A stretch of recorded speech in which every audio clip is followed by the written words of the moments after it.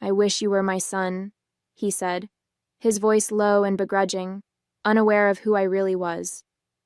His son, my actual brother seated next to him, let out a derisive laugh, muttering something under his breath that I couldn't quite catch. This was it. The moment I had been waiting for. The moment I would confront my family and my past. I felt my pulse quicken, a mixture of nerves and resolve flooding my chest. They had no idea who I really was, but I was done hiding. I'd spent years preparing for this, building a life they'd never believed I was capable of, only for them to unknowingly come to me for help when they needed it most. My name is Danielle, and I'm 30 years old. A lawyer, a wife, a mother, these are the titles I've earned.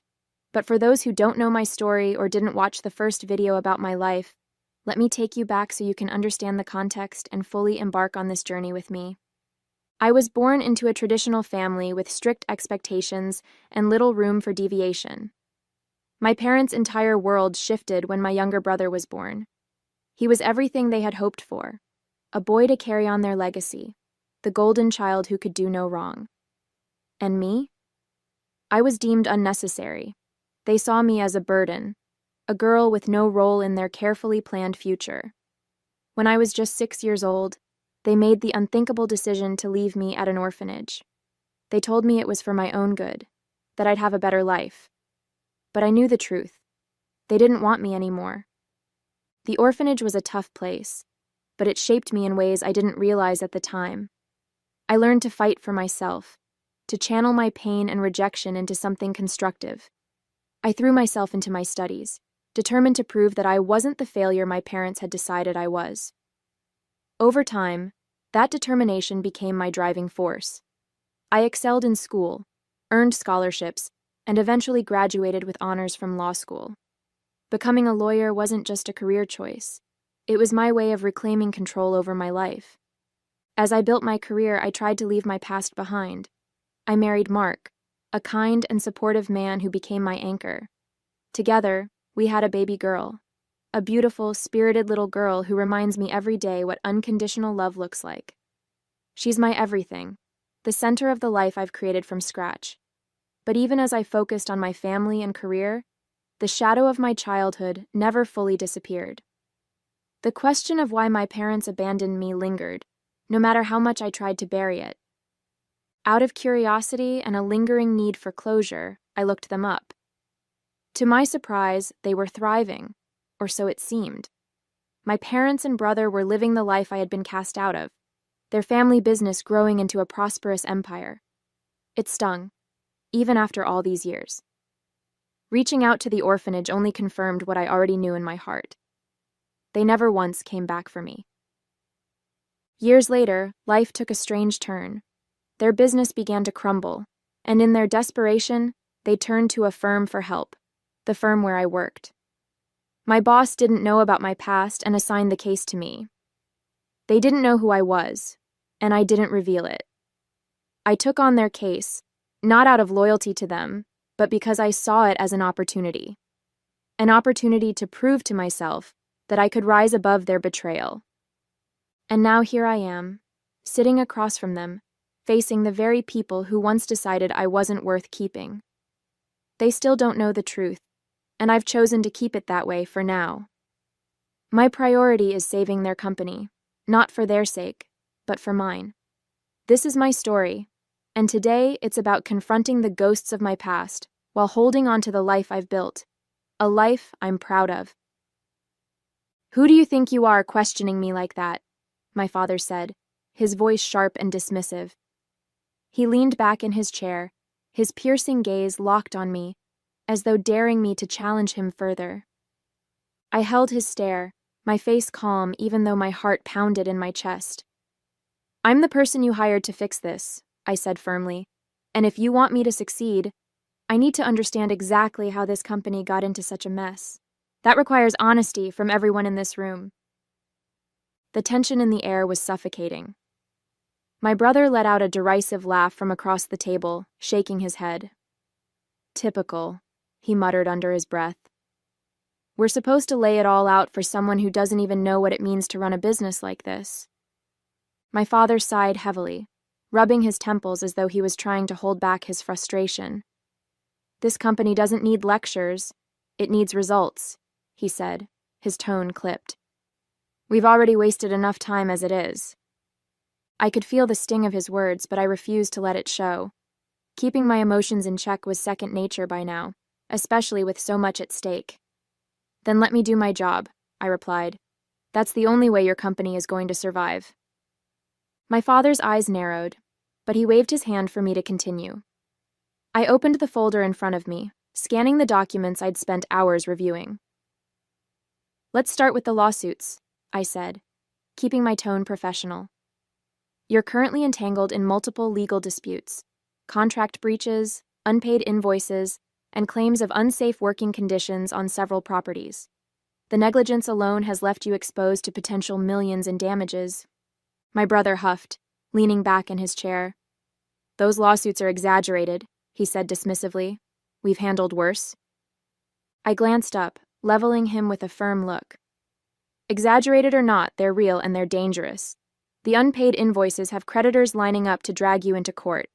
As for the unsafe working conditions, one of those claims involves serious injuries on a construction site, injuries that could have been prevented with proper oversight. If that case moves forward, it could destroy what's left of the company's reputation." My father shifted uncomfortably, but he didn't interrupt. I pressed on. "Your contracts are another disaster. Most of them are so poorly drafted that they're open to interpretation. In some cases, your team has outright violated terms, like payment deadlines or delivering on agreed timelines. That's the kind of negligence that doesn't just cost money. It costs trust." "And what exactly do you think we should do?" my father asked, his voice gruff but lacking the sharpness it had before. For the first time, he seemed less defensive, more curious.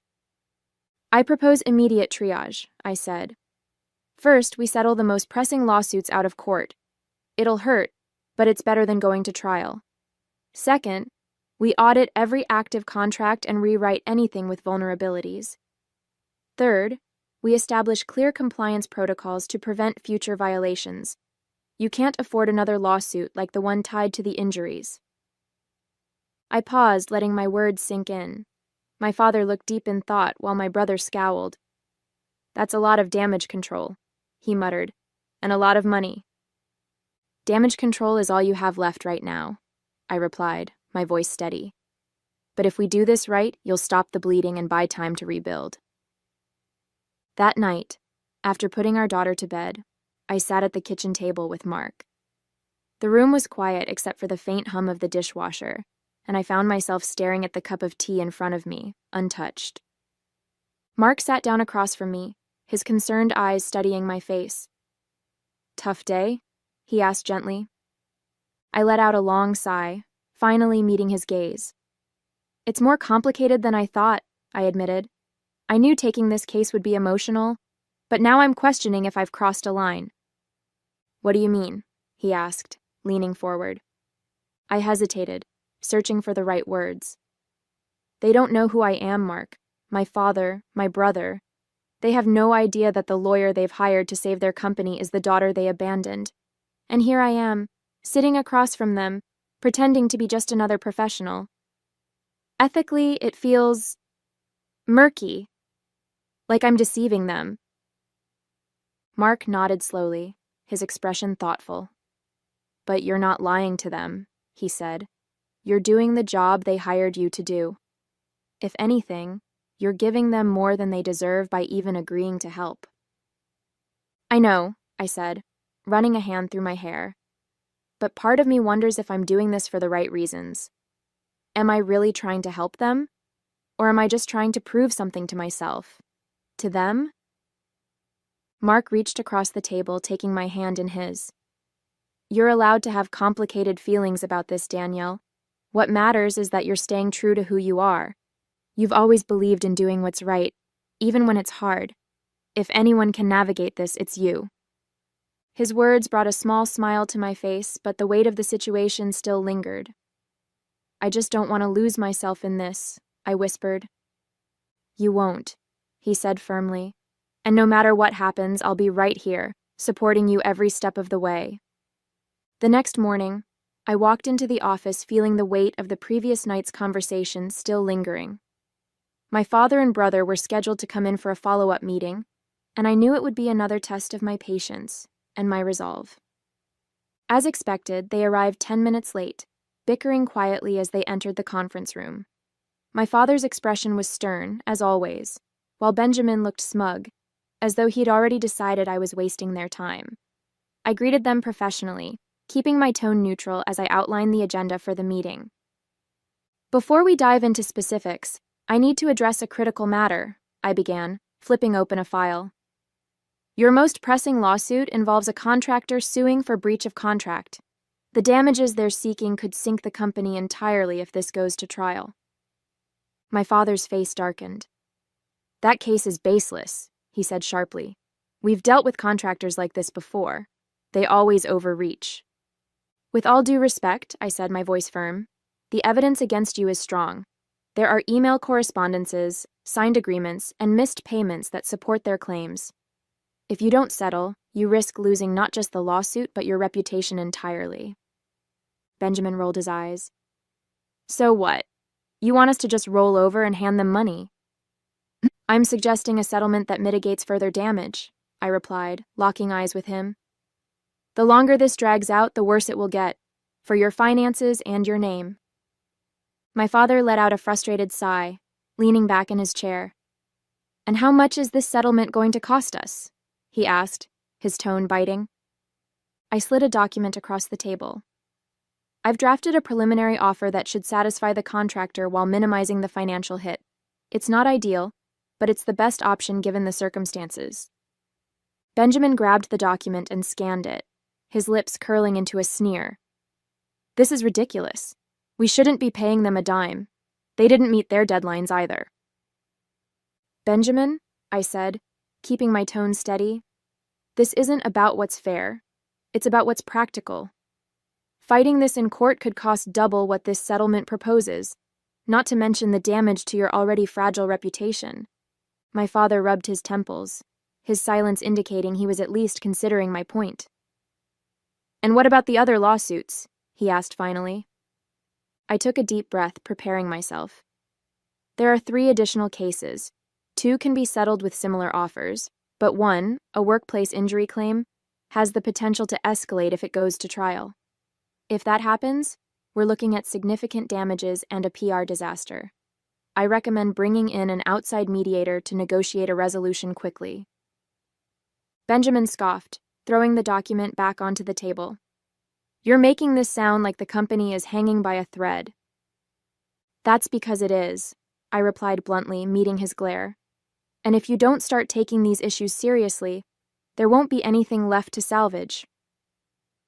That night, as I held my daughter in my arms, her tiny hand gripping my finger, memories of the orphanage came rushing back. The cold, sterile walls, the way I clung to my blanket at night, pretending it was my mother's arms around me. But she never came back. She left me there and never looked back. I thought about the day they abandoned me, how my mother avoided meeting my eyes as she whispered promises she never intended to keep. "This is for the best," she had said, her voice trembling. And my father? He didn't even have the courage to show up. He left the dirty work to her, hiding behind his pride and cowardice. I could still picture her walking away, my cries echoing in the orphanage hallway as the door shut behind her. I looked down at my daughter, her soft breathing grounding me in the present. I would never let her feel the way I had felt, forgotten, discarded, invisible. She was my world, and I would do everything in my power to make sure she always knew that.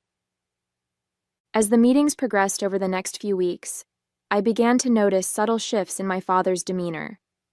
His sharp, dismissive tone when addressing me softened. He started listening more intently when I spoke, occasionally nodding in agreement or asking thoughtful questions about my legal strategies. It wasn't much, but it was different. In contrast, his patience with Benjamin seemed to be wearing thin. Each time my brother interrupted or dismissed my recommendations, My father's irritation became more visible. He would cut Benjamin off mid-sentence or fix him with a withering glare.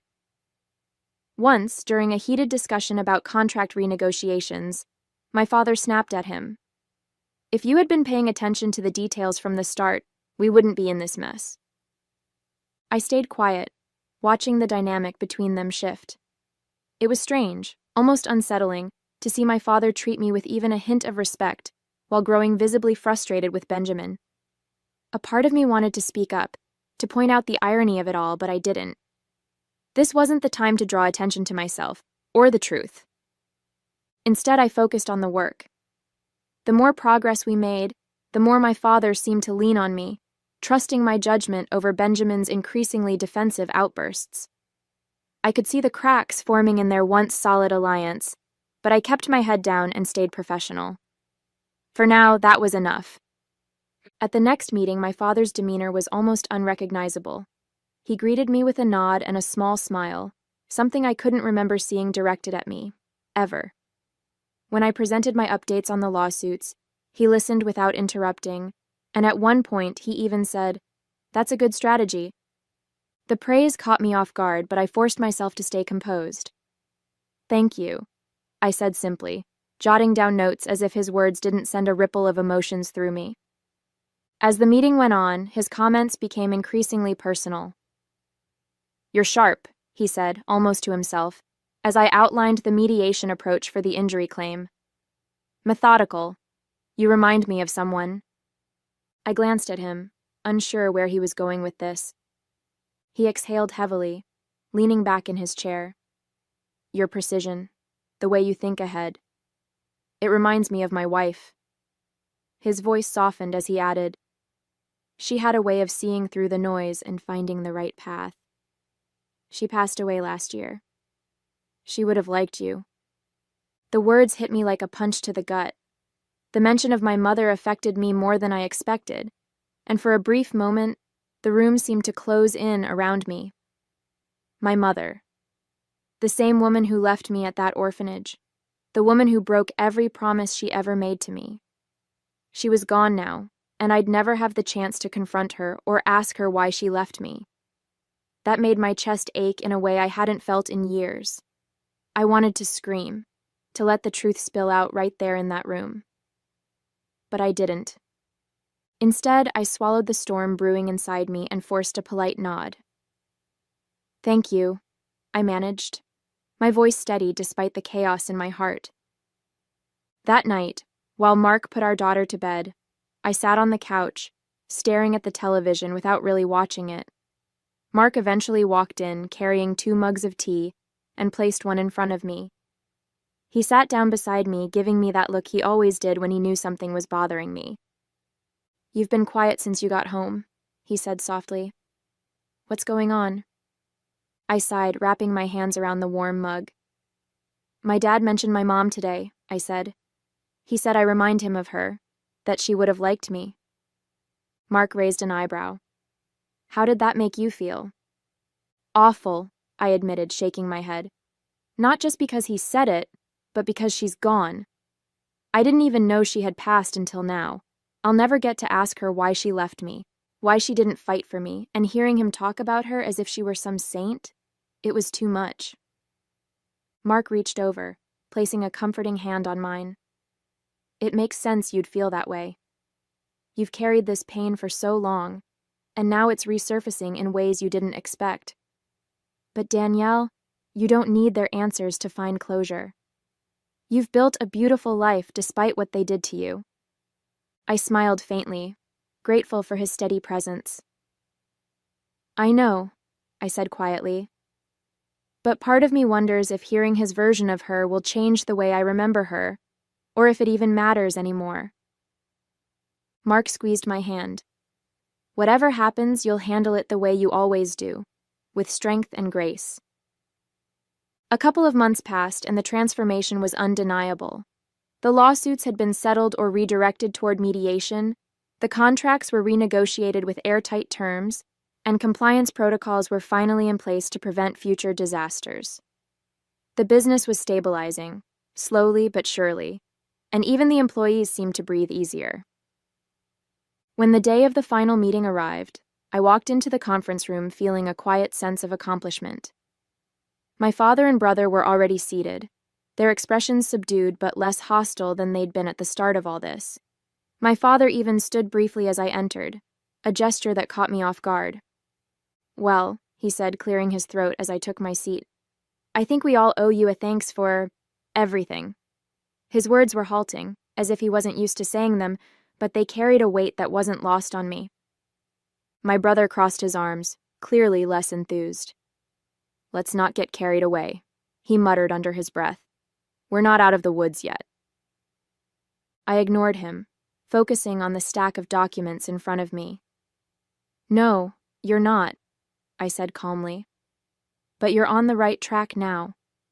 This restructuring has given you a fighting chance, if you follow through and don't fall back into old habits."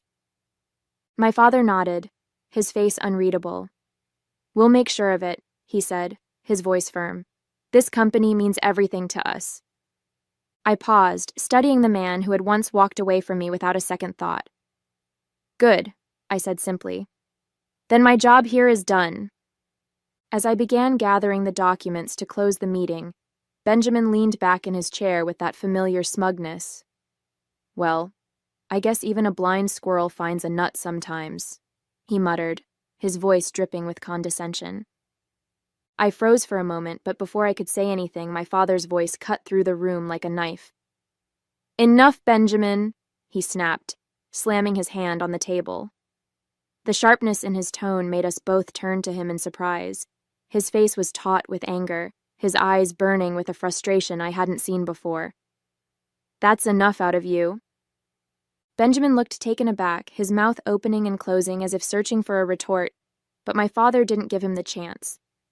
He turned to me, his expression softening in a way I never thought possible. His gaze lingered for a moment before he spoke. "I wish you were my son," he said quietly. I sat there, stunned, as his words echoed in my mind.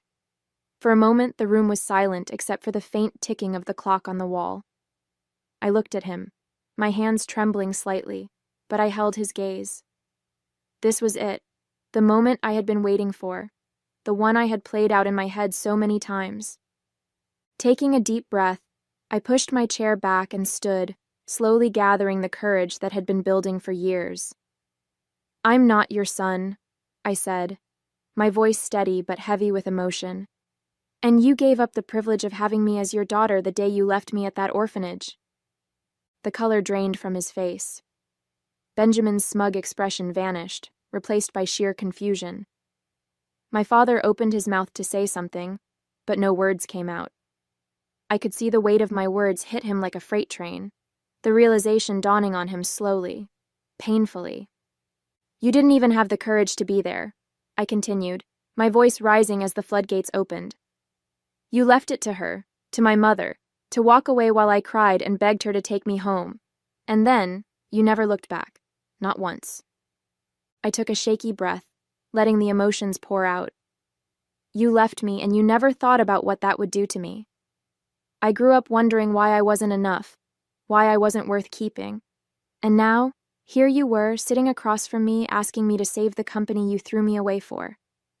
Well, I did it. I saved your company, Dad." My father stared at me, his face pale, his hands gripping the edge of the table. For the first time, I saw something in his eyes that looked like shame. But before he could respond, I glanced at Benjamin, and that's when I realized it. The confusion on his face wasn't just shock. It was deeper than that. He didn't know. "You have no idea who I am, do you?" I asked, my voice trembling with a mixture of anger and disbelief. Benjamin blinked, his brow furrowing. "What are you talking about?" he said, his tone defensive. I laughed bitterly, shaking my head. "Of course you don't. They didn't tell you. They never told you about the sister they abandoned." I straightened my posture, the trembling in my hands finally subsiding as resolve took over. "I saved your company," I said, my voice firm and unwavering. "Not for you, not for Benjamin, but because I wanted to prove to myself that I could rise above what you did to me. that I could be better than the people who left me behind.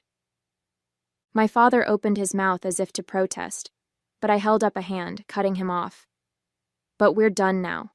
For good. Whatever thread of connection might have existed between us is gone. You chose to sever that the day you left me at that orphanage. I turned to Benjamin, meeting his wide-eyed stare. I'm not angry with you, Benjamin. You didn't know, but now you do. I hope you take this chance to be better, to do better. Just don't expect me to stick around to see it. He opened his mouth as if to respond, but no words came out. For once, he looked completely out of his depth, the smugness wiped clean from his face. I could see the weight of the revelation settling on him, but I wasn't here to guide him through it. That wasn't my role, not anymore. Finally, I looked back at my father, my tone softening but remaining firm. At least you taught me something valuable, I said. You taught me exactly what kind of person I never want to be. And for that, I suppose I should thank you. With that, I gathered my things, turned, and walked out of the room, leaving him behind to face the consequences of his actions and his past. Later that evening, I sat on the couch, my daughter nestled in my arms, her tiny fingers gripping mine as Mark handed me a mug of hot chocolate, topped with a swirl of whipped cream. The warmth of my family surrounded me, a stark contrast to the cold emptiness I had left behind earlier that day. I'm proud of you, Mark said softly, sitting beside me. I looked down at my daughter, her peaceful face reminding me of everything I had fought for. I'm proud of me too, I said, a quiet smile spreading across my face. For the first time, I felt truly free. Hey there! Did you like the story? If you did, don't forget to hit the like button and subscribe to the channel. It helps us a lot and makes sure you won't miss out on more great stories we share here. Thank you for watching, and we'll see you in the next one.